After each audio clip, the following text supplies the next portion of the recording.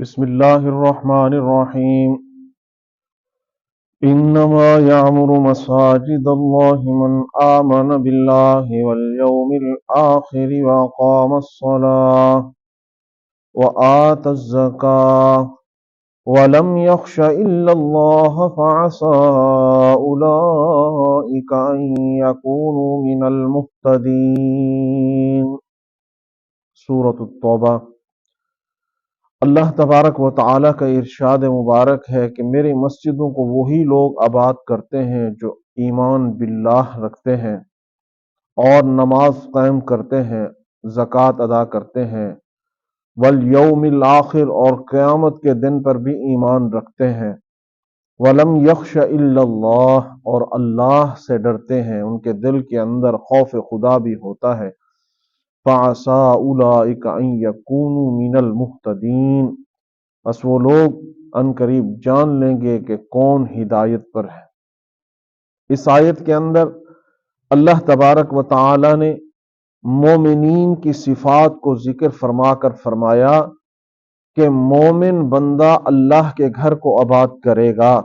جس نے کہا نا آمنا باللہ کہ میں اللہ پر ایمان لایا ہوں، تو وہ ضرور اس رب کے گھر کو آباد کرنے کی فکر کے اندر ہوگا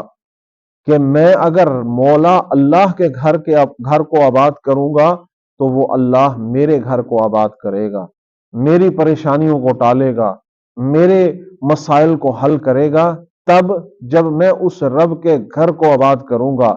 اور اللہ نے بھی فرما دیا کہ میرے گھر کو آباد کرنے والے مومن ہیں، جو مسجدوں سے دور ہوتے ہیں، جو مسجدوں کے قریب نہیں جاتے، وہ نام کے مومن ہو سکتے ہیں، سچے مومن نہیں۔ اللہ نے مومن کی نشانی بتائی کہ وہ انما یامر مساجد اللہ، وہی آباد کرے گا میرے گھر کو جو سچا مومن ہوگا، نماز قائم کرے گا، نماز پڑھنے والا بنے گا، لوگوں کو نماز کی طرف لائے گا، وہ مومن کی علامات ہیں۔ اللہ کے نام پہ زکوٰۃ بھی دے گا، خرچ کرے گا اس سوچ کے ساتھ کہ دیا ہوا بھی رب کا مال ہے اور میں اس کے نام پہ دے رہا ہوں، وہ رب میرے اس مال میں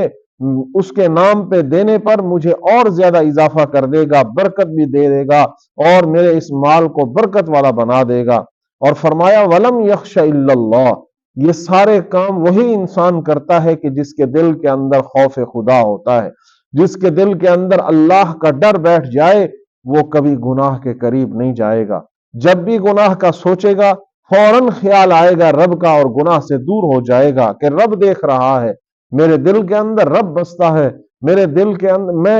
اپنے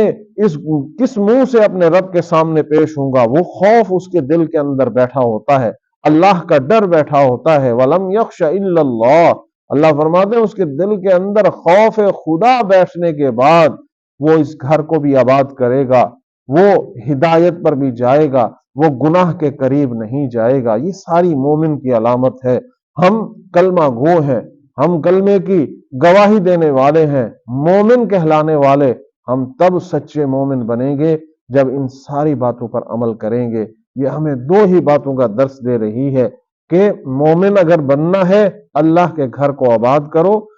دل کے اندر خوف خدا کو قائم کرو، پیدا کرو، اللہ سے ڈرنے والے بن جاؤ اور اللہ کے گھر کو آباد کرنے والے بن جاؤ۔ یہ دنیا میں بھی کامیابی ہے، آخرت میں بھی کامیابی۔